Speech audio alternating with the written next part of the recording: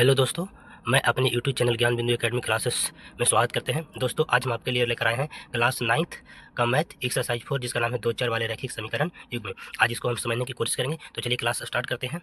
यहाँ है दो चर। दो चर का मतलब क्या है? दो चर कहे तो एक्स और वाई। दोस्तों, जरूरी नहीं कि हम एक्स और वाई लें। ए टू जेड ABCD का कोई भी अक्षर हम ले सकते हैं, लेकिन आमतौर पर हम लोग एक्स और वाई मानकर बनाते हैं, इसलिए एक्स और वाई ले रहे हैं। तो इसमें दो चर कह रहा है, पहला एक्स और दूसरा वाई, दो चर है। चर का मतलब क्या होता है? चर का मतलब होता है जिसका मान बदलता हो, जिसका मान बदलता हो, जिसका मान बदलता हो, उसे हम क्या कहते हैं? चर कहते हैं। जैसे आप लोग गाना सुना होगा ना कि छाने छाने बदले तहरुम याज रजबू धोखेबाज रजबू। तो ससुरा जो चर है धोखेबाज है। कब क्या मान इसका रहेगा कोई फिक्स नहीं है। सपोज कीजिए कि एक्स का मान एक भी हो सकता है, दो भी हो सकता है, तीन भी हो सकता है, चार भी हो सकता है, 0.5 भी हो सकता है, रूट में भी हो सकता है, कोई भी संख्या हो सकता है। तो एक्स को फिक्स नहीं कर सकते हैं कि इसका मान एक या दो हो सकता है, कुछ भी मान हो सकता है। उसी प्रकार से एक अचर होता है। अचर होता है। अचर उसे कहते हैं जिसका मान फिक्स होता है, जिसका मान फिक्स होता हो उसे हम अचर कहते हैं। जैसे घर में औरत लोग आती है शादी ब्याह के, तो तांडव करेगी, मतलब फिक्स है, घर बर्बाद करेगी, मतलब करेगी। वो क्या है? अचर है, यानी कि फिक्स है। तो इसका मान कहे तो इसका 1 2 3 4 ये सब अगर ऐसे मान कहे तो फिक्स है। कोई 0.5 कहे तो ही फिक्स है, कोई रूट में संख्या ले तो ही फिक्स है। यानी कोई कहे कि इतना लेना है तो फिक्स है, यानी कि अचर उसका मान नहीं बदलेगा। लेकिन चर इसका मान बदलेगा, एक्स और वाई का मान बदलता रहेगा, उसे हम चर कहते हैं। इसमें सब एक और बात याद रखिएगा, कहता है कि इसमें घात इस चैप्टर में जो दो चर के जो घात होते हैं, मैक्सिमम घात एक होते हैं। ये बात को याद रखिएगा।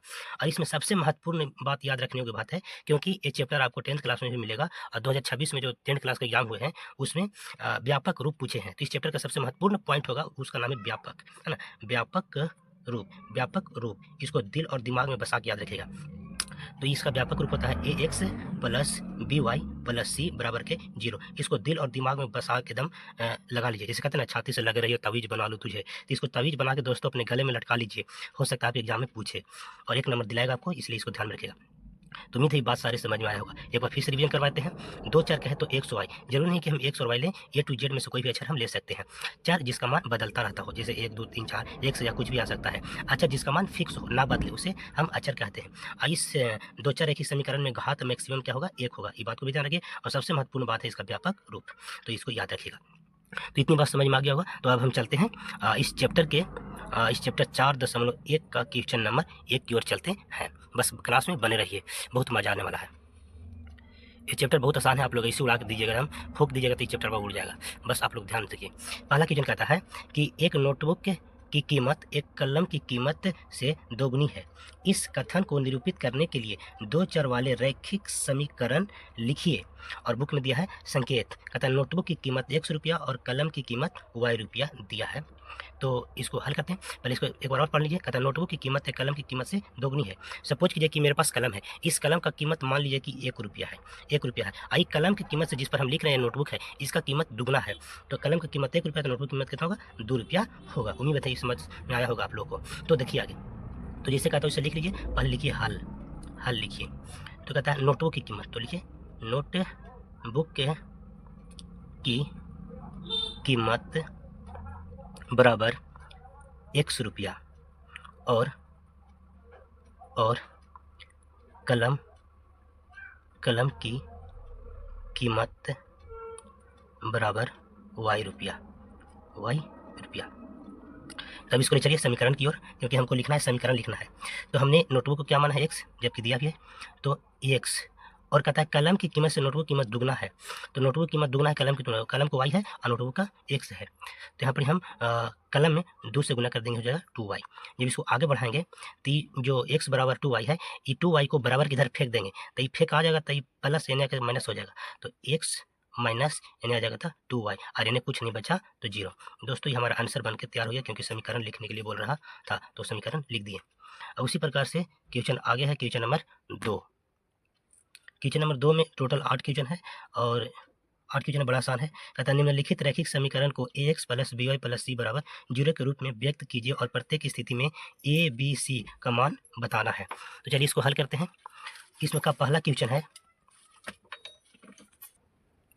तो चलिए पहला क्वेश्चन है, डायरेक्ट लिखिए, दिया है, जो दिया है उसको लिखिए, यहाँ हल कर रहे हैं। पहला क्वेश्चन दिया है, क्या दिया है भैया, दिया है हमको 2x प्लस 3y बराबर के 9.35 के ऊपर रेकरिंग। चलिए इसको हल कीजिए। तो 2x है तो 2x हो जाएगा, प्लस 3y तो 3y, ये बराबर के एन है तो इसको उठा के फेंक दीजिए, नहीं तो प्लसवा से हो जाएगा माइनसवा, तो 9.35 के ऊपर रेकरिंग, इधर बराबर में कुछ ना बचा तो 0। ऐसे तो दोस्तों ये बन के हमको तैयार हो गया, मिल गया आंसर। लेकिन क्वेश्चनवा में कह रहा है हमको कि ABC का मान बताइए कितना है, तो लिखिए यहाँ दोस्तों पहले को A मानते हैं, दूसरा को B मानते हैं और तीसरा को C मानते हैं। तो यहाँ A बराबर क्या हो जाएगा 2, B बराबर 3 और C बराबर हो जाएगा माइनस के 9.35 के ऊपर रेकरिंग। इसी प्रकार से क्वेश्चन नंबर 2 हल करेंगे, बस देखते रहिए। क्वेश्चन नंबर 2 तनी खचरा इसलिए ससुरा बट्टा में करके दिया है, क्या जरूरत है बट्टा में देना, ऐसे देता एक स्टेप बढ़ाने पड़ेगा। तो देखिए x माइनस वाई बटा 5 माइनस के 10 बराबर के 0। चलिए कुछ नहीं करना, बस जैसे वैसे लिखिए, x है तो x। अच्छा देखिए, देखो तो बटा में कुछ नहीं तो एक तो हम लिख ही सकते हैं ना, तो एक लिखिए, माइनस तो माइनस, y बटा 5 तो y बटा 5, माइनस तो माइनस, 10 तो 10, एक रो बटा में कुछ नहीं तो एक रो बटा में 1 लिख दीजिए, यानी बराबर के 0। अब आगे बढ़िएगा दोस्तों, तो क्या कीजिए, इस सब के एलसीएम, नीचे वाला के एलसीएम ले लीजिए, तो एक एलसीएम लीजिएगा तो कितना आ जाएगा 5 आ जाएगा। अब भीम के जोड़ तो जानवे करते होंगे, ऐसी थोड़ी नॉर्म आगे है। तो अब देखिए 1 से भागा देंगे 5 में तो 5 मतलब लगेगा, और 5 से गुना कर देंगे x में, तो एक मतलब क्या हो जाएगा 5x, माइनस तो माइनस, 5 से भागा देंगे 5 में तो 1 मतलब लगेगा, 1 से गुना करेंगे y में तो y रह जाएगा, माइनस तो माइनस, 1 से भागा देंगे 5 में तो 5 मतलब है, और 5 से गुना करेंगे 10 में तो 10 बचे 50, और इन्हें बराबर के 0। अब दोस्तों आगे देखने से पहले क्या कीजिए, यहीं पे एक बात कीजिए, क्या कीजिए, ये एकड़ बटा में इधर कुछ नहीं है तो एक ले लीजिए, एक लीजिए, एकरा उठा के एकरा से गुना कर दीजिए, और एकरा उठा के एकरा से गुना कर दीजिए, बस कहानी खत्म। तो यहाँ हो जाएगा 1 से गुना करेंगे 5 में, चाहे 1 से 1000 में गुना कीजिए, 10,000 में 1 लाख में कोई फर्क नहीं पड़ेगा, क्योंकि 1 से गुना करेंगे तो उतना ही आएगा। तो ये हो जाएगा 5x, आई माइनस तो माइनस, वाई तो वाई, माइनस तो माइनस, 50 तो 50। अब एकरा में जैसे एकरा से गुना कीजिएगा 30,000 हो जाएगा 0। क्या हो जाएगा 0। लीजिए ये हमारा आंसर बन के तैयार हो गया। लेकिन कह रहा है मान लिखना है बीसी में, तो लिखिए यहाँ a बराबर 5 है, b बराबर यहाँ पर अचर है तो 1 मान लेते हैं, और c बराबर 50 है। चलिए अब इसी प्रकार से क्वेश्चन आगे डील करेंगे, बस जमे रहिए। तनी बॉर्डरवा खींच देते हैं ताकि अच्छा लगे। आइए अब देखिए क्वेश्चन नंबर 3 दिया है। सभी क्वेश्चन को ऐसे लिखिएगा ताकि कॉपी चेक करें तो उसको आकर्षक लगे और नंबर आपको अच्छे से दे। क्या दिया है क्वेश्चन नंबर 3 में, क्वेश्चन नंबर 3 में दिया है 2x माइनस के 2x प्लस के 3y और बराबर के 6। ये तो आसान है दोस्तों, इसको याद कीजिए, यहीं पे बनाइए जा करके। तो माइनस के 2x है तो 2x लिखिए, अब प्लस के 3y तो 3y लिखिए, और बराबर को उठा के इन्हें फेंक दीजिए तो माइनस का हो जाएगा 6, और इन्हें कुछ ना बचा तो 0। लीजिए बन के हो गया तैयार, बन के हो गया तैयार।